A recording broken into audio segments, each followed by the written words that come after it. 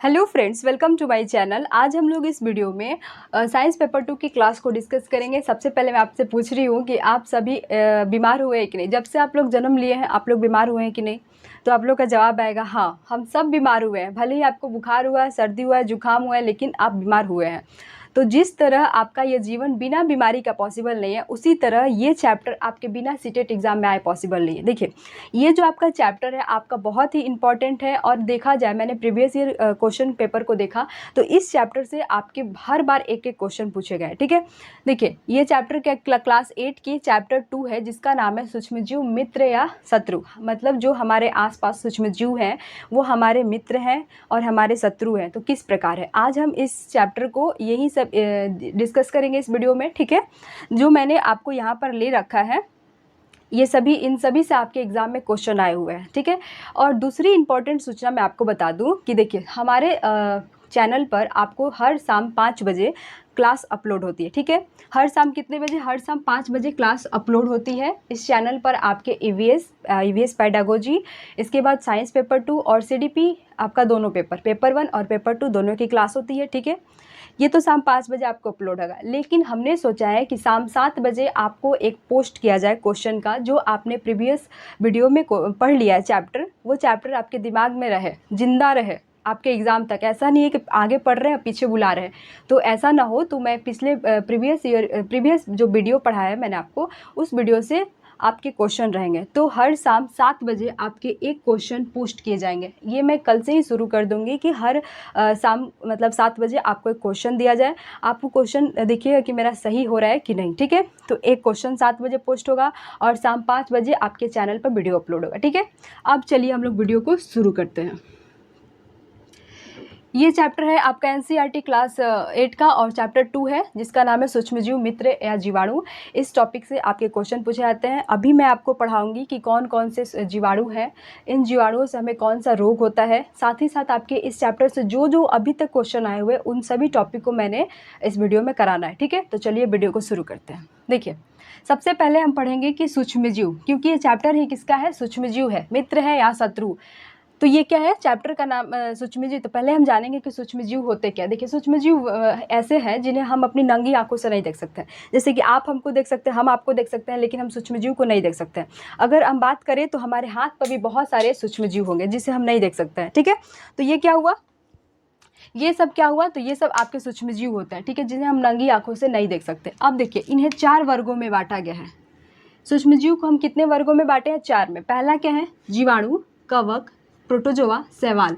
अगर इसे इंग्लिश में बात करें तो जीवाणु को हम बैक्टीरिया बोलते हैं, कवक को हम फंगस बोलते हैं, प्रोटोजोआ को हम प्रोटोजोआ ही बोलते हैं और शैवाल को हम एल्गी बोलते हैं। ठीक है, समझ में आया?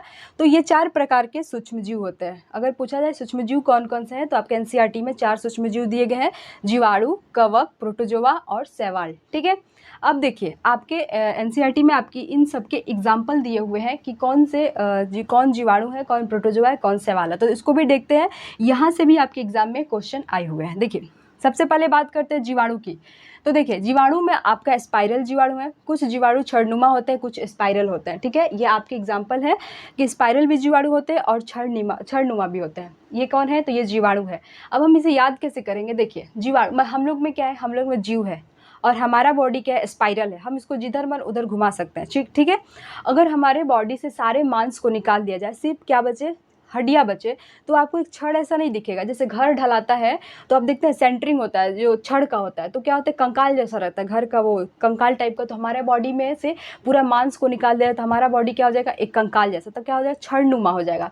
और हमारे बॉडी में कंकाल क्या काम करता है? एक छड़ के तौर पर काम करता है, ताकि हमारी बॉडी को खड़ा रख सके। ठीक है, तो देखिए ये कैसा होता है? जीवाणु हमारे में जीव है, जीव है, हम लोग क्या है? जीव है। ऐसे याद कर सकते हैं कि हम लोग जीव हैं और हमारा बॉडी में छड़ है जो हमारे हड्डियों का काम करता है। तो जीवाणु कैसा होता है? छड़नुमा होता है, स्पाइरल होता है, इसको हम कहीं भी घुमा सकते हैं। ठीक है, तो ये समझ में आ गया, जीवाणु स्पाइरल जीवाणु भी होता है और छड़नुमा भी होता है। ठीक है, इतना समझ में आ गया। अब देखिए दूसरा क्या होता है? शैवाल। कौन कौन से शैवाल होता है? एग्जाम्पल में आपके पूछे गए हैं। देखिए, मेन शैवाल का नाम बताया, स्पाइरोगैरा क्या है? तो ये एक शैवाल है। क्लेमाइडोमोनास क्या है? ये भी एक शैवाल है। आप लोग अब इसे याद कैसे करेंगे कि ये शैवाल है, क्लेमाइडोमोनास शैवाल है और स्पाइरोगैरा शैवाल है। ठीक है, तो मैं आपको याद करवा रही हूँ ट्रिक से। देखिए, हम लोग दीवार को इंग्लिश में क्या बोलते हैं? वाल बोलते हैं। हम लोग दीवार को इंग्लिश में क्या बोलते हैं? वाल बोलते हैं, ठीक है। सवाल पर ध्यान नहीं दीजिए, हम लोग दीवार को इंग्लिश में वाल बोलते हैं, ठीक है। अगर आपके दीवार पर, आपके घर के दीवार पर कोई बाथरूम कर दे तो आप लोग उसको क्या बोलते हैं? गाड़ी देते हैं। तुरंत मुंह से क्या निकल जाएगा? गाड़ी निकल जाएगा। तो यहाँ पर क्या लिखा हुआ है? गायरा, ठीक है। और इसके बाद क्या कहते हैं? एकदम नाश दिया, क्या बोलते हैं? मतलब नाश दिया।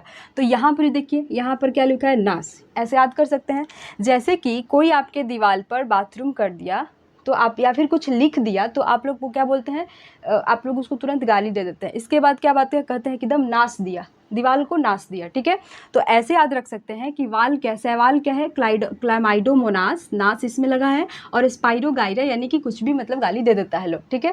क्योंकि आपका दीवार खराब होगा, पेंटिंग कराए होंगे तो भाई आपका दीवार खराब होगा तो गाली तो दे ही देंगे। तो ये क्या होता है? सवाल कौन कौन से हुए? क्लेमाइडोमोनास हुआ, और इसके बाद क्या हुआ? स्पाइरोगाइरा। इतना समझ में आ गया। दूसरा देखते हैं प्रोटोजोआ। प्रोटोजोआ कौन कौन से? तो अमीबा एक प्रोटोजोआ है, पैरामीशियम भी एक प्रोटोजोआ है। पैरामीशियम क्या है? प्रोटोजोआ है। अब याद कैसे रखेंगे कि अमीबा और पैरामीशियम एक प्रोटोजोआ है?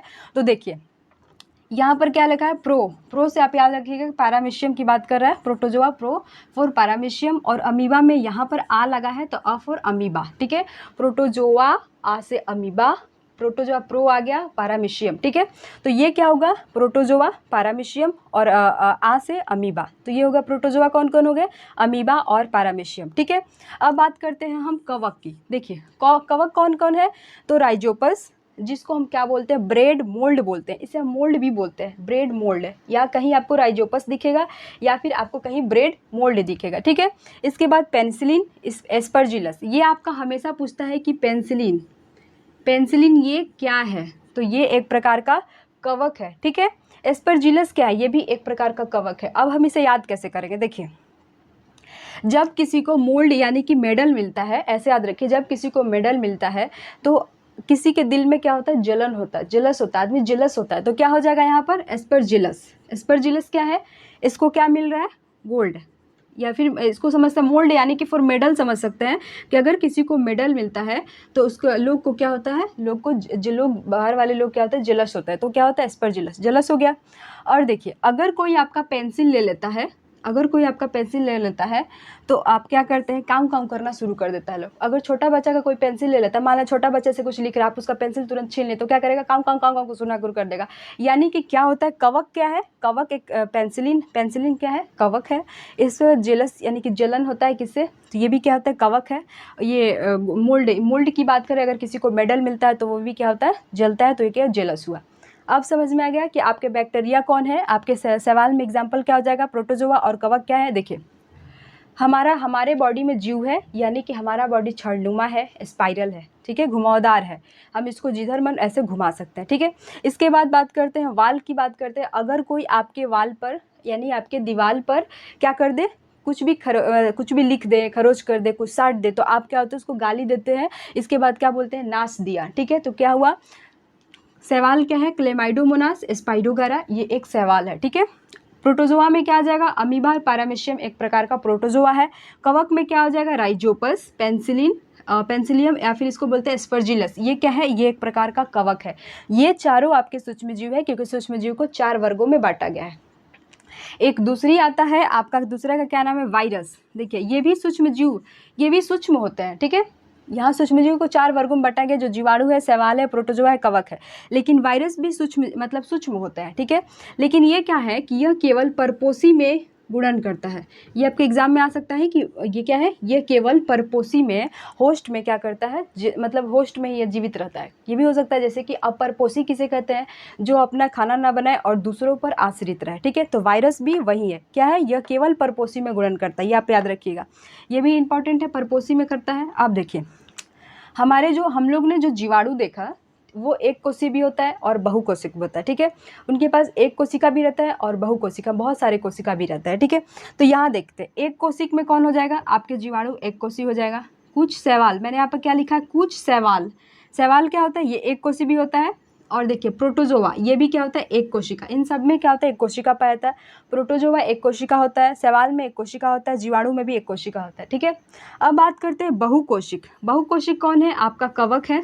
इसके बाद शैवाल है। देखिए, कुछ शैवाल मैंने यहाँ लिखा है, कुछ शैवाल यहाँ है, यानी कि शैवाल एक कोशीय भी होता है, शैवाल बहुकोशीय भी होता है। ये समझ में आ गया। देखिए कवक क्या होते हैं, ये समूह में रहते हैं, कवक समूह में रहता है, पूछ सकता है, कवक समूह में रहता है। इसके बाद अमीबा, यह बात करते हैं तो अमीबा अकेले रहता है, अमीबा अकेले रहता है। जीवाणु क्या रहता है, जीवाणु भी समूह में रहता है। ठीक है, यहाँ तक समझ में आ गया, किसी को कोई दिक्कत नहीं है। अब हम चलते हैं कि हमें बीमारी इन सब से कैसे होता है। हम बीमारी को देखेंगे कि किन किन चीज़ों से हम बीमार पड़ते हैं, ठीक है, और इसका क्या इलाज है उसको देखेंगे। कि यहाँ से भी आपके क्वेश्चन पूछे गए हैं, जैसे कि पेंसिलियम पूछा है, ये पेंसिलियम पूछा है, पैरामेशियम से पूछा है। समझिए कि सबसे इन सबसे क्वेश्चन आपके प्रीवियस ईयर में पूछा हुआ है। ठीक है, यहाँ पर आपके मोल्ड है, इसको याद रखिए, इसको ब्रेड मोल्ड बोलते हैं राइजोपस को, यहाँ से भी आपके क्वेश्चन पूछे गए हैं। ठीक है, तो चलिए अब हम देखते हैं कि हमें बीमारी किससे होता है, किन किन जीवों से कौन कौन से बीमारी होता है। ठीक है, अब हम देखेंगे कि मनुष्य में कौन कौन से रोग होते हैं और इनका रोगों का संचरण कैसे होता है। ठीक है, और उसके बाद हम देखेंगे कि पौधों में भी रोग होते हैं और पौधों में रोग का संचरण कैसे होता है। सबसे पहले शुरू करते हैं मनुष्यों में रोग। देखिए यहाँ पर लिखा हुआ है क्षय रोग, जिसको हम क्या बोलते हैं, टीबी बोलते हैं। और ये कैसे होता है, तो ये जीवाणु से होता है। और ये कैसे होगा, तो वायु के माध्यम से होता है। जिसको टीबी हुआ रहता है तो ऐसा नहीं है कि मान लेते हैं आपको मालूम चला कि इनको टीबी हुआ है तो आप क्या करेंगे, जाकर बात कर सकते हैं, नहीं, आप क्या करेंगे कि अपने मुंह पर हमेशा मास्क रखेंगे, क्योंकि टीबी किसके द्वारा होता है, यह वायु के द्वारा होता है। ठीक है, और ये फेफड़ा को प्रभावित करता है। दूसरी बात करते हैं खासरा, जिसको हम क्या बोलते हैं, मिजल्स। यहाँ खासरा की बात करते हैं तो इसकी अभी तक कोई दवा नहीं है, इसको पहले ही इसका टीकाकरण कर लिया जाता है कि खासरा ना हो अभी तक। ठीक है, ये क्या होता है, यह वायरस से होता है। और ये क्या होता है, ये भी वायु के द्वारा होता है। ठीक है, दूसरी बात करते हैं चिकन पॉक्स। देखिए चिकन पॉक्स को समझते हैं, हम लोग का गांव देहात में लोग क्या बोलते हैं, चिकन पॉक्स को बड़ी माता निकल गई है, छोटी माता निकल गई है। जैसे आपके शरीर पर से फोड़े फोड़े छोटे, बड़ी माता में बड़े फोड़े हो जाते हैं, छोटी माता में आपके छोटे छोटे फोड़े होते हैं। ठीक है, तो उसको हम क्या बोलते हैं, उसको ही बोलते हैं चिकन पॉक्स। हम लोग चिकन पॉक्स, और इसको क्या बोलते हैं, बड़ी माता छोटी माता। ठीक है, यह देखिए यह वायरस के द्वारा होता है। और ये भी क्या होता है, वायु और सीधे संपर्क में होता है। देखिए जिनको भी चिकन पॉक्स यानी बड़ी माता छोटी माता हुई रहती है, उनको सोने उठने बैठने में बहुत कष्ट होता है। उनको नीम के पत्ती पर सुलाया जाता है।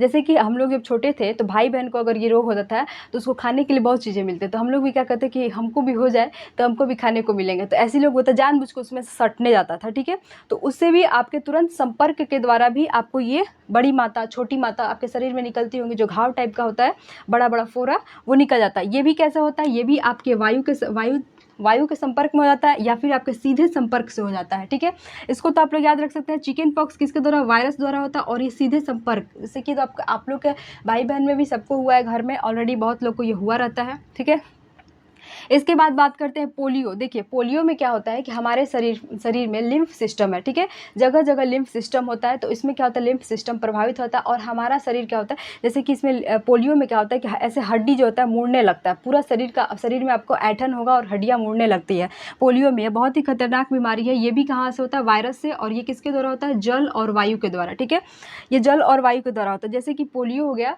तो ऐसे याद कर सकते हैं, 2 बूंद पोलियो का, तो ये भी क्या होता है, बूंद यानी कि जल, ये भी कैसा होता है, जल से होता है। ठीक है, तो पोलियो किसके द्वारा होता है, जल और वायु दोनों के द्वारा होता है। इसके बाद हैजा बात करते हैं, कॉलेरा। देखिए हैजा क्या करता है, ये हमारी आंत को प्रभावित करता है। जैसे कि हैजा हो गया, जब हम दूषित जल या भोजन खाते हैं तो हमको क्या हो जाएगा, हैजा में क्या होता है कि आपको लैट्रिन और ये क्या होता है, आपका उल्टी दोनों एक साथ हो, यानी कि दस्त और उल्टी क्या होता है, दोनों एक साथ होना शुरू करेगा। और आपको एक टाइम ऐसा है कि आपके शरीर में शक्ति नहीं होगी और पूरे शरीर का पानी आपका समाप्त हो जाता है इसमें। तो ये क्या होता है, हैजा हो गया, जिसको हम क्या बोलते हैं, कॉलेरा। और इससे क्या होता है, आंत प्रभावित होता है। जैसे कि आपने डाइजेस्टिव सिस्टम में पढ़ा है कि हमारा सभी भोजन हमारे पूर्णतः भोजन कहाँ पचता है, छोटी आंत में ही पचता है। आंत में पानी का ऑब्जर्वेशन होता है, बड़ी आंत में, छोटी आंत में भोजन पचता है। तो ये क्या करेगा, भोजन पचेगा ही नहीं, सब शरीर से बाहर निकलते जाएगा, ऊपर से माउथ से भी बाहर निकलते जाएगा। क्या है, हैजा में। तो ये किसके द्वारा होता है, ये भी देखिए जीवाणु के द्वारा होता है। और ये दूषित जल और भोजन खाएंगे तो आपको हैजा हो जाएगा। ठीक है, देखिए अगर मार्केट, इसको ऐसे याद कर सकते हैं कि अगर आप मार्केट जाते हैं, आपको क्या होता है, वहाँ पर गोलगप्पा पसंद आया, देखेंगे नहीं, तुरंत खा लेते हैं। दुर्गा पूजा में घूमने जाएंगे तो वैसे ही गंदा वगैरह सब जो गोलगप्पा ऐसे रहते तुरंत खा लेंगे। अब आप घर आएंगे तो आपको क्या होता है, उल्टी होना शुरू हो जाएगा, क्योंकि आपने एक दूषित भोजन खाया है। ठीक है, दूषित वहाँ का जल पिया है। तो ये क्या हो जाएगा, ये हैजा हो जाएगा, कॉलेरा हो जाएगा, जो इससे आंत आपका प्रभावित हो जाएगा और आपको मतलब लैट्रिन भी होना शुरू हो जाएगा और ऊपर से उल्टी भी होना शुरू हो जाएगा। ठीक है, तो ये होता है दूषित जल और भोजन से। इसके बाद होता है टाइफाइड, जिसको हम क्या बोलते हैं, मियादी बुखार। इसमें भी आंत प्रभावित होता है। टाइफाइड की बात करें तो लोग कहता है कि मेरे को टाइफाइड हो गया। टाइफाइड में क्या होता है कि बहुत तपती बुखार होती है, ठीक है। टाइफाइड में बुखार होता है, ये भी आपका जीवाणु के द्वारा होता है। और ये भी कैसे होता है, टाइफाइड भी आपका दूषित जल पीने से होता है, ठीक है, जल के द्वारा होता है। इसके बाद बात करते हैं हेपेटाइटिस। हेपेटाइटिस से क्या होता है कि लीवर प्रभावित होता है। आपने सुना है hepatitis A, hepatitis B, hepatitis C. Hepatitis A में क्या होता है, ज्वाइंटिस हो जाएगा, यानी कि जिसको हम पीलिया रोग बोलते हैं, पूरा शरीर आपका पीला पीला हो जाएगा, तो उसको क्या बोलते हैं, हेपेटाइटिस ए। अगर हेपेटाइटिस ए के बाद हेपेटाइटिस बी हो गया तो वो थोड़ा सा खतरनाक हो जाता है, ठीक है। और हेपेटाइटिस सी हो गया तो हेपेटाइटिस सी होने के बाद व्यक्ति की मृत्यु हो जाती है। तो हेपेटाइटिस किससे होता है, यह आपके वायरस से होता है, और ये भी किसके द्वारा होता है, जल के द्वारा होता है, ठीक है। अगला बात करते हैं, देखिए मलेरिया। मलेरिया क्या होता है, मलेरिया प्रोटोजोआ के द्वारा होता है। और ये मच्छर के काटने से मलेरिया रोग होता है। ये कौन सा, तो ये प्रोटोजोआ के द्वारा होता है। और यहाँ पर मैंने लिखा है अतिसार, ये भी आपका प्रोटोजोआ द्वारा ही होता है, ठीक है। तो अब देखते हैं, देखिए मानव रोग की बात करते हैं। क्षय रोग होता है, जो जीवाणु के द्वारा होता है। इसका संचरण कैसे होता है, वायु के द्वारा होता है, ठीक है। टीबी किसके द्वारा होता है, ये वायु के द्वारा होता है, जीवाणु के द्वारा होता है। देखिए इसके बाद करें खसरा, जिसको हम मिजल्स बोलते हैं, यह वायरस के द्वारा होता है, ये भी आपके वायु के द्वारा होता है। चिकन पॉक्स क्या था, चिकन पॉक्स में आप ऐसे याद रख सकते हैं कि घर में बड़ी माता, छोटी माता, हम सभी भाई बहन को निकला है, तो अगर उसके शारीरिक संपर्क करने जाते हैं, उसको देखने जाते हैं, तो वो वायु के संपर्क में डायरेक्टली संपर्क में भी एक दूसरे से फैल जाता है। इसको तो आप ऐसे याद रख सकते हैं डायरेक्ट चिकन पॉक्स का कि सीधे संपर्क के द्वारा क्या होता है, फैल जाता है, ठीक है। यहाँ तक समझ में आ गया। पोलियो में होता है वहीं की 2 बूंद, हम लोग बोलते हैं 2 बूंद पोलियो पिला दो, तो बूंद क्या होता है, जल है, तो यानी कि ये भी क्या होता है, ये जल द्वारा होता है, ठीक है। अगर आप दूषित भोजन कर लेते हैं तो आपको हैजा हो जाएगा, कॉलेरा, जिसको हम कॉलेरा बोलते हैं, ये दूषित जल या भोजन द्वारा होता है, ठीक है। टाइफाइड, ये बुखार होता है, जल के द्वारा होता है। ये आपका यहाँ से क्वेश्चन क्या पूछता है कि किस रोगाणु द्वारा होता है, और कभी कभी आपका संचरण भी पूछ लेता है, यानी कि आपका बहुत इंपॉर्टेंट है। एक बार आप लोग इसको अच्छा से देख लीजिए। दूसरी बात करते हैं, देखिए पौधों में भी आपको पूछता है। पौधों में बार बार ये वाला क्वेश्चन आया हुआ है, गेहूं का रस्ट, ठीक है। यहाँ से आपके बहुत सारे यहाँ से क्वेश्चन आपके पूछे गए गेहूं का रस्ट, लेकिन ये 3 दिया था, मैंने तीनों लिया। देखिए ये पौधे में कौन सा रोग होता है, नींबू कैकर। अब पूछेगा कि नींबू कैकर क्या है, भाई नींबू का पौधा होता है, ठीक है। ये क्या होता है, इसमें कौन सा, ये किस इसमें जीव द्वारा होता है, तो ये आपके जीवाणु द्वारा होता है, ठीक है। और संचरण कैसे होता है, तो ये वायु द्वारा होता है। अगर आप नींबू को वायु में फेंकेंगे तो जाहिर सी बात है वो नीचे आएगा, तो ऐसे याद कर सकते हैं कि नींबू को कैच करेंगे कैसे, तो वायु से नीचे आएगा, हवा से नीचे आएगा, तो उसको हम क्या करेंगे, नींबू को कैच कर लेंगे। तो ये किसके द्वारा होता है, ये वायु के द्वारा होता है, ठीक है। अब देखिए गेहूं का रस्ट कह रहा है, गेहूं का किसके द्वारा होता है, ये कवक के द्वारा होता है। ये किसके द्वारा होता है, वायु और बीज के द्वारा।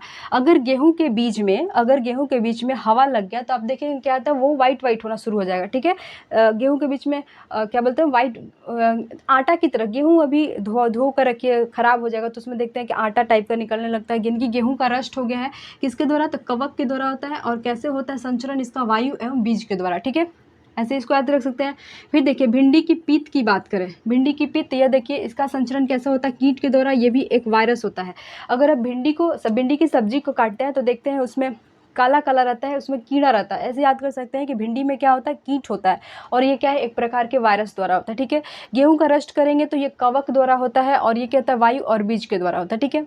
नींबू कहकर जीवाणु द्वारा होता है, इसका संचरण कैसे करता होता है, तो वायु द्वारा होता है, ठीक है। यहाँ से आपके ये क्वेश्चन बहुत बार पूछे गए हैं, ये 1-2 बार पूछे गए हैं, और यहाँ तक ठीक है। और इसमें से आपको देखिए ये आपके रोग पूछे जाते हैं, मिलान करने के लिए मैच द फॉलोइंग आते हैं यहाँ से। तो मैच द फॉलोइंग में कम से कम 4-5 तो रहेंगे। अब 4-5 यहाँ से देख लीजिए, यही आपके एनसीईआरटी में है, तो 4-5 तो आपको सब याद करना पड़ेगा। यहाँ पर एक नोट करके एनसीईआरटी के बुक में मैंने इंपॉर्टेंट देखा, तो देखिए जो गाय का यहाँ पर एथ्रेक्स देखें, ये जीवाणु द्वारा होता है। इसमें क्या होता है, मनुष्य और मवेशियों में होता है। जैसे कि आप कच्चा मांस खाते हैं, कच्चा मांस अगर जानवर खाता है, कच्चा मांस अगर मनुष्य खाता है, तो ये बीमारी होने का मतलब खतरा है। इसका क्या नाम है, एथ्रेक्स। ये किसके द्वारा होता है, जीवाणु द्वारा होता है, ठीक है।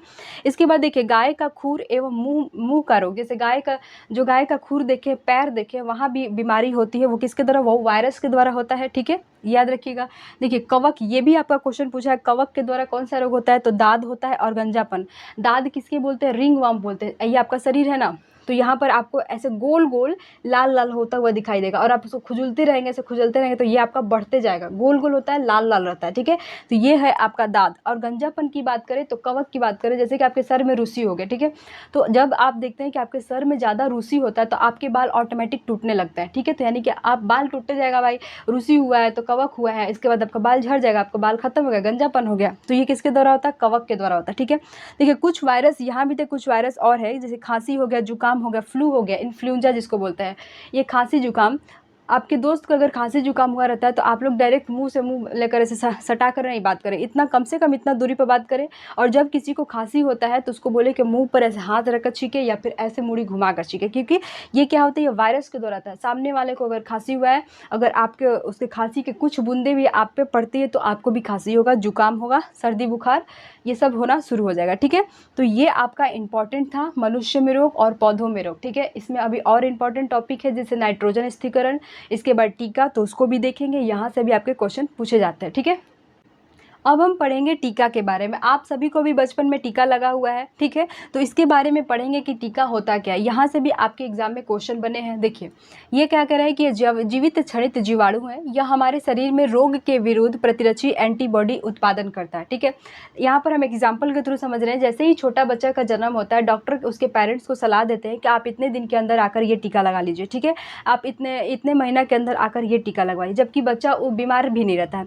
अगर बच्चे को पोलियो नहीं रहता फिर भी पोलियो का टीका लगाया था, अगर बच्चे को टीबी नहीं रहता फिर भी टीबी का टीका लगाया था, अगर बच्चे को खसरा नहीं है फिर भी खसरा का टीका लगाया था। क्यों लगाया था? देखिए सबसे पहले समझते हैं कि देखिए ये हमारा बॉडी है, ये हमारा क्या हुआ, हमारा बॉडी है। अगर और बॉडी बिल्कुल स्वस्थ बॉडी है, ठीक है, एक स्वस्थ शरीर है। अगर आपको इसमें टीबी का टीका लगाया जाता है, ठीक है। टीबी क्या होता है? जो टीबी, जैसे कि मान लो टीबी बीमारी है, उसके जो जीवाणु है उसको क्या किया जाता है, इंजेक्शन में मतलब रहता है, थोड़ा सा उसका अंश रहता है। जैसे कि यहाँ पर आप देख रहे हैं कि यह जीवित और क्षणित रहता है। कभी कभी वो जीवाणु निष्क्रिय अवस्था में भी शरीर में भेज जाता है, कभी वो मृत में भी मृत रहता है, कभी वो क्या होता है जीवित रहेगा लेकिन क्षणित रहेगा। ऐसा नहीं कि शरीर में उसका इंजेक्शन दे दिए तो आप उसको उस रोग से पीड़ित हो गए, पीड़ित नहीं होता है। तो यहाँ पर क्या होता है कि जैसे ही मान लेते हैं आपके शरीर में टीबी के जीवाणु को एंटर किया गया, वही टीका होता है, टीबी के जीवाणु को एंटर कर गया तो हमारे बॉडी में जो ऑलरेडी क्या है, हमारे शरीर में रोग के विरुद्ध एंटीबॉडीज का उत्पादन करता है। जैसे ही हमारे शरीर में टीबी का टीका आ गया तो हमारे शरीर में एक अलग किस्म का आया है, ठीक है। देखिए हम जब हमें सुई पड़ती है तो आपको ये हमेशा मतलब महसूस होगा कि हमको बुखार लग गया, ठीक है, क्योंकि हमारे शरीर में हलचल होने की वजह से सब शरीर के जो भी मेंबर होंगे सब एक्टिव हो जाता है कि क्या आ गया हमारे शरीर में नया। तो उससे क्या होता है, तो सबको अलर्ट करने के लिए शरीर को बुखार लगा देता है, सब अलर्ट हो जाता है। तो जैसे ही ये हमारे शरीर में टीबी का टीका आ गया, हमारे शरीर के सभी जो मेंबर होते हैं जो बीमारियों को मारते हैं जैसे WBC ये सब, तो ये सभी क्या होता है एक्टिव हो जाते हैं। और एक्टिव होकर सब क्या करते हैं, इसको तुरंत इस पर लड़ना शुरू करेंगे और इसको यहीं पर मार के ख़त्म कर देंगे। क्योंकि ये जो आप अंदर इंटर कराए गए हैं ये क्या होती है, क्षणिक होते हैं, थोड़े समय के लिए होते हैं, और जीवित होते हैं तो ज़्यादा नहीं होते, इनका पावर ज़्यादा नहीं होता है।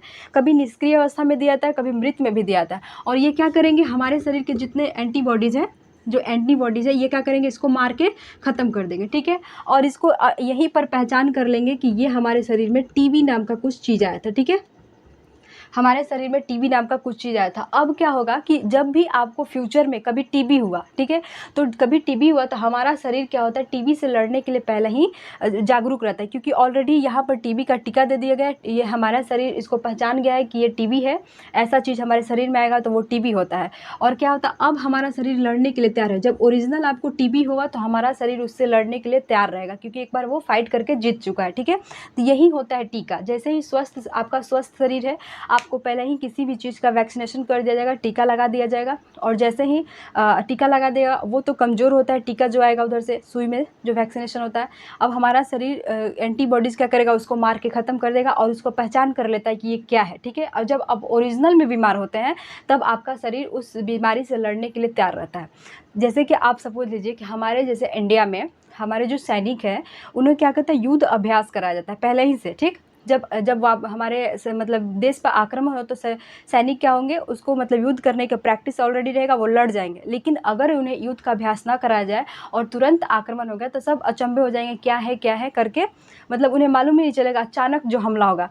तो यही होता है यहाँ पर कि आपके शरीर में टीबी का अचानक हमला ना हो, इसीलिए बचपन में आपको मतलब टीका लगा दे देता है, जो आपका शरीर उसको पहचान ले कि हाँ इस बीमारी से हम लड़े हुए हैं पहले, ठीक है, इसीलिए टीका लगाया जाता है। अब आपका इसमें क्वेश्चन भी कैसे पूछता है, तो ये क्या होता है, ये यहाँ रहता है कि ये हमारे शरीर के विरुद्ध क्या करता है, प्रतिरक्षी का उत्पादन करता है। ये इंपॉर्टेंट है, यही आपके ऑप्शन में रहेंगे तो याद रखिए वो ऑप्शन आपके सही होंगे। प्रतिरक्षी यानी एंटीबॉडीज़ का उत्पादन करता है, उसको बाहर वाले जो जीवाणु आ रहा है ये इसको मारने के लिए, ठीक है। अब समझ में आया ये क्या है। अब देखिए यहाँ पर बात करते हैं कि किण्वन की खोज, ये आपके एनसीईआरटी में अलग से दिया हुआ है। देखिए किण्वन की खोज क्या होता है, 1857 में किसने किया था, लुईस पास्चर ने किया है। ये पेनिसिलिन की खोज किसने किया है, तो 1929 में अलेक्जेंडर फ्लेमिंग ने किया है। चेचक के टीके की खोज किसने किया था, तो एडवर्ड जेनर ने किया, ठीक है। इसको समझ में आएगा कि चेचक के टीके की खोज किसने किया, एडवर्ड जेनर ने। पेनिसिलिन की खोज किसने किया, अलेक्जेंडर फ्लेमिंग ने। किण्वन की खोज किसने किया, लुईस पास्चर ने। किण्वन क्या होता है, जैसे कि आप रात को इडली या डोसा बनाने के लिए जो चावल रखते हैं तो किण्वन उसमें होता है, फ्रेगमेंटेशन होता है। देखिए वो क्या होता है, पचर पचर हो जाता है, जैसे कि आपने आटा पीसा और उसको एक दिन छोड़ देंगे तब देखेंगे ना उसमें अजीब हो जाता है, पच पच। तो जैसे कि याद कर सकते हैं कि पच क्या होता है, पच यहाँ पर पास्चर पच टाइप का, तो ये क्या होता है, किण्वन होता है। किण्वन की खोज किसने किया था, लुईस पास्चर ने, क्योंकि इसमें क्या होता है, किण्वन पच कर देता है उसका आटा, ठीक है। तो इसको याद कर सकते हैं ऐसे, लुईस पास्चर ने। पेनिसिलिन की खोज किसने किया था, तो अलेक्जेंडर फ्लेमिंग ने। देखिए हमारे धरती पर 3 तरह के जेंडर होते हैं, मेल फीमेल और एक वो मतलब दोनों होते हैं, दोनों मिलाकर। तो वो सभी जेंडर क्या किसका यूज़ करते हैं, पेनिसिलिन का यूज़ करते हैं, ठीक है। सभी प्रकार के जेंडर ने पेंसिल का यूज़ किया है। पढ़ने लिखने के लिए सबको ही आजकल पढ़ रहा है, तो सभी जितने भी जेंडर है तो वो क्या है, सभी पेंसिल का यूज़ किया। तो आप इसको ऐसे याद कर रख सकते हैं कि पेनिसिलिन की खोज किसने किया था, अलेक्जेंडर फ्लेमिंग ने किया था, ठीक है। इसको याद करेंगे। चेचक के टीके की खोज किसने किया था, तो एडवर्ड जेनर ने किया था। यहाँ पर याद रखिएगा, चेचक के टीके की खोज किसने किया, तो एडवर्ड जेनर ने। इसको तो ऐसे याद रखिए। हाँ ये देखिए, जो हर नर को भी होता है, पूरे सब नर को होता है। चेचक कैसा होता है, तो ये शारीरिक ऐसे संपर्क में आ गए, मान लेते हैं हमको चेचक हुआ है तो मेरे संपर्क में जो ऐसे लोग आया उसको भी हो जाता है। तो ये क्या होता है, हर नर को होता है, इसमें कोई वर्ड नहीं है, हर नर को होता है। किसका, तो चेचक, ठीक है। चेचक हर नर को होता है। इसके बाद पेनिसिलिन क्या होता है, हर पेंसिल का यूज सब जेंडर यूज करते हैं। तो इसको ऐसे याद कर सकते हैं कि अलेक्जेंडर क्या होता है, पेनिसिलिन की खोज किसने किया, अलेक्जेंडर ने। किण्वन की खोज किसने किया, पास्चर ने, लुईस पास्चर ने, क्योंकि वो क्या होता है, पच करने लगता है आटा, ठीक है। ये याद रखिएगा, ये आपका इंपॉर्टेंट है। मैच द फ्लोइंग में आता है, कहेंगे कि 1 नंबर का क्वेश्चन नहीं आता। देखिए आपका हो जाएगा ये किण्वन की खोज, पेनिसिलिन की खोज, चेचक के टीके की खोज, यहाँ पर लुईस पास्चर दूध पाश्चरीकरण दूध की खोज। इस तरह से एक क्वेश्चन में 4 वैज्ञानिक का नाम देकर मैच द फॉलोइंग पूछता है, तो याद रखिएगा, ठीक है। अब देखिए परिरक्षक यानी कि प्रिजर्वेटिव के बारे में पढ़ते हैं। देखिए परिरक्षक क्या होता है इसके बारे में पढ़ेंगे। जब देखिए जैसे कि अगर आप एग्जाम्पल के थ्रू समझते हैं कि आपके जो नॉनवेज खाते हैं, जैसे जिनके घर में मछली आता है, ठीक है, तो घर में मम्मी क्या बोलती हैं कि मछली को धो दो, उसमें नमक और क्या होते हैं नमक और हल्दी लपेट कर रख दो। क्यों बोलाता है, क्योंकि नमक और हल्दी लपेटने के बाद उसमें ऐसे लगाकर उसको रख देने के बाद वो क्या होता है, मछली ज़्यादा देर तक ख़राब नहीं होता, मतलब ख़राब नहीं होता, कुछ देर तक ठीक रहता है। अगर ऐसे आप मछली लाकर घर में रख देते हैं तो 1-2 घंटा में देखेंगे उसमें से स्मेल आना शुरू होता है। लेकिन अगर आप उसमें नमक और हल्दी लपेट कर रखते हैं तो वो मछली ख़राब नहीं होता है। तो क्या होता है, खाना को सुरक्षित रखने के लिए देखिए इसको क्या होता है, जो जीवाणुओं की वृद्धि को रोक देता है, आपका मछली ख़राब नहीं होगा। तो यही क्या होता है, परिरक्षक। देखिए इसमें क्या होता है, इसमें सूक्ष्म जीवों की वृद्धि पर रोका जाता है। जो सूक्ष्म जीव है उसके वृद्धि पर रोका जाता है, उसकी वृद्धि को रोका जाता है। और यहाँ आपके इम्पोर्टेंट है, यही पूछा जाता है कि आपके परिरक्षक कौन कौन से हैं। तो याद रखिएगा, सोडियम बेंजोइट तथा सोडियम मेटाबाइसल्फाइड, ठीक है। याद रखिएगा, सोडियम बेंजोइट और सोडियम मेटाबाइसल्फाइड, ये क्या होता है, ये आपके परिरक्षक का नाम है। ऐसे आपके परिरक्षक में क्या हो जाता है, नमक हो जाएगा, आपका वाइल हो जाएगा, जैसे कि तेल आप सरसों का जो तेल होता है, अगर रात को आप आटा रखते हैं फ्रिज में तो आप क्या करते हैं, उस आटे में अगर आप तेल लगा देते हैं चारों बगल से उसको, तो वो आटा ज़्यादा देर तक रहेगा, ठीक है, ठीक ठाक रहता है। नमक में अगर किसी चीज़ में आपका कुछ चीज़ ख़राब ना हो, उसमें नमक डाल देते हैं, जैसे मैंने मछली को बताया कि मछली में आप नमक लगा कर रख देते हैं तो मछली ख़राब नहीं होता है। तो ये क्या होता है, जीवाणुओं की वृद्धि को रोक देता है, जिससे आपका सामान काफ़ी लंबे समय तक सुरक्षित रहता है, ठीक है। तो इसमें आप इन दोनों का यूज होता है, ये देखिए सोडियम बेंजोएट तथा सोडियम मेटाबाइसल्फाइड, ठीक है, ये भी याद रखिएगा, ये भी आपका इंपॉर्टेंट है। जो भी मैंने लिया है वो सब इंपॉर्टेंट है। अब बात करते हैं पाश्चरीकृत दूध। देखिए आप जाएंगे सुधा डेयरी में तो आप मांगेंगे पाश्चरीकृत दूध तो आपको दे देगा, उसमें सूक्ष्मजीवी नहीं रहता है, उस सूक्ष्मजीवी से मुक्त दूध रहता है, और साथ ही साथ उसको गर्म करने की ज़रूरत भी नहीं, आप उसको ऐसे ही पी सकते हैं, ठीक है, वो ख़राब नहीं होगा। तो ये क्या होता है, देखिए पाश्चरीकृत दूध बनाया कैसे जाता है, तो ये भी आपका क्वेश्चन आया हुआ है एग्जाम में। देखिए जब दूध को 70 डिग्री सेल्सियस पर 15 से 30 सेकंड के लिए गर्म किया जाता है, ठीक है, 15 से 30 सेकंड के लिए दूध को गर्म कर रहे हैं, और गर्म करते ही अचानक से उसे एकाएक ठंडा वाला जगह पर रख देंगे। एकाएक क्या करेंगे, ठंडा वाला जगह पर भंडारण कर देंगे। तो ये क्या हो जाएगा, ये पाश्चरीकृत दूध हो जाएगा, जिसमें आपका सूक्ष्मजीवी, ये सूक्ष्मजीवी से मुक्त हो जाएंगे, ठीक है। जैसे कि आपके घर में दूध आ रहा है, जैसे दूध आया आप इसे डायरेक्ट एकदम खौला दिए हैं, ठीक है, खौलाने के बाद इसे तुरंत फ्रिज में रख दिए, तो क्या होता है, एकाएक गर्म जगह से एकाएक फ्रिज में चला गया, यानी ठंडा जगह पर, तो वो क्या होता है, वो पाश्चरीकृत दूध हो गया। लेकिन ऐसा नहीं करिएगा कि अब डायरेक्ट गर्म से उठाकर फ्रिज में डाल दिए, अगर फ्रिज में ऐसे डाल दें तब का फ्रिज ख़राब हो जाएगा, ये इसका अलग विधि होता है रखने का, भंडारण करने का। तो ये एक प्रोसेस है, मैंने बस एग्जाम्पल से बताया, फ्रिज में मत रख दीजिएगा, गर्म करके डायरेक्ट फ्रिज में रख दें, फ्रिज ख़राब हो जाएगा आपका। लेकिन यहाँ पर क्या होता है कि दूध को 70, ये पूछा है कितने डिग्री सेल्सियस पर उबाला जाता है, तो 70 डिग्री सेल्सियस पर उबाला जाता है, कितने सेकेंड के लिए, तो 15 से 30 सेकेंड के लिए गर्म किया जाता है, और इसे गर्म होते ही एकाएक ठंडा जगह पर, ये नहीं कि ऐसे ही रख दे गर्म करके, नहीं, एकाएक ठंडा जगह पर इसको रख कर भंडारण कर लेते हैं। ये क्या होता है, इसे ही हम बोलते हैं पाश्चरीकृत दूध, और ये दूध आपके सूक्ष्मजीवियों से मुक्त होता है, काफ़ी लंबे समय तक रहता है, इसे फिर उबालने की ज़रूरत नहीं पड़ता। और इस प्रोसेस की खोज किसने किया था, तो लुईस पाश्चर ने, ठीक है। अब तो इसको याद करने की जरूरत नहीं है, क्योंकि यहाँ पर पाश्चरीकृत दिया है, यहाँ पर पाश्चर दिया है, तो लुईस पाश्चर ने पाश्चरीकरण की खोज किया था। इसके बाद किण्वन की खोज किया, कौन किया था, नाम मैंने किण्वन बताया। किण्वन किसे बोलते हैं, फ्रेगमेंटेशन, क्या होता है, पच-पच हो जाता है, आटा कैसा होता है, पच-पच हो जाता है, तो क्या होता है, लुईस पाश्चर हो गया। इसके बाद हो गया पेंसिलिन की खोज, सभी जेंडर पेंसिल का यूज किए हैं बचपन में पढ़ने के लिए, तो पेंसिलिन की खोज किसने किया, अलेक्जेंडर ने, ठीक है। इसके बाद आपका चेचक के टीके का खोज किया एडवर्ड जेनर ने, सभी नर हो या नारी सबको क्या होता है, चेचक हुआ है, तो क्या होता है, एडवर्ड जेनर ने, ठीक है। यहाँ तक समझ में आ गया। अब देखिए यहाँ बात करते हैं कि दूध से दही, कौन बैक्टीरिया के द्वारा बनता है, तो वो लैक्टोबैसिलस जीवाणु, लैक्टोबैसिलस बैक्टीरिया के द्वारा दूध का दही में परिवर्तन होता है, ठीक है। इसके बाद देखिए यहाँ पर है जीवाणु एवं ईस्ट। जीवाणु एवं ईस्ट चावल के आटे के किण्वन में सहायक होते हैं। जैसे कि आप इडली और डोसा बनाने के लिए चावल के आटा को पीस कर आप उसको रख देते हैं, ठीक है, तो ये क्या करता है, जीवाणु और ईस्ट क्या करता है, रात भर में उसमें किण्वन कर देता है, फ्रेगमेंटेशन।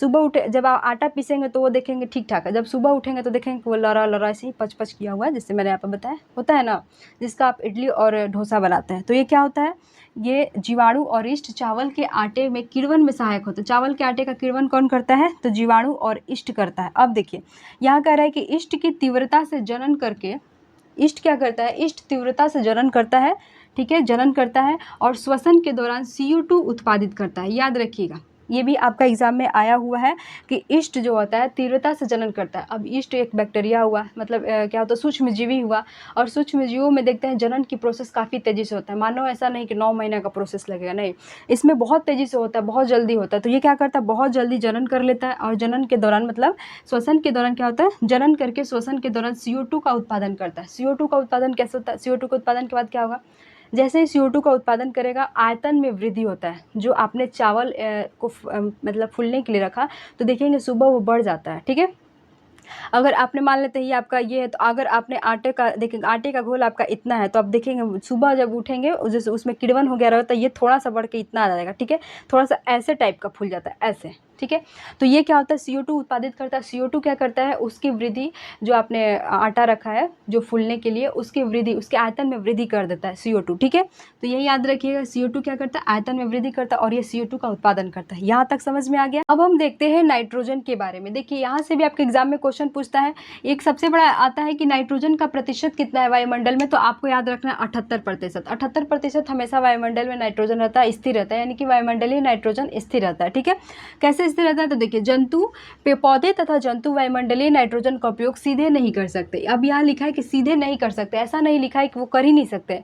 वायुमंडलीय नाइट्रोजन का उपयोग ये क्या होते हैं, जंतु, पौधे तथा जंतु सीधे तौर पर नहीं कर सकते हैं कि मान लेते हैं वायुमंडल में नाइट्रोजन है, उसको लेकर हम मुंह में भर लिए, या फिर पेड़ पौधे लेकर अपने आप में भर लिए, डायरेक्ट नहीं कर सकते। करते कैसे, देखिए यहाँ लिखा है कि मिट्टी में उपस्थित जीवाणु और नील हरे जो शैवाल है वह वायुमंडलीय नाइट्रोजन का स्थिरीकरण करके नाइट्रोजन यौगिकों में परिवर्तित कर देते हैं। देखिए वायुमंडल में 78% जो होता है नाइट्रोजन है, ये क्या होता है, मिट्टी लेते हैं, मिट्टी में आता है, किसके द्वारा, जीवाणु और नील हरित शैवाल के द्वारा।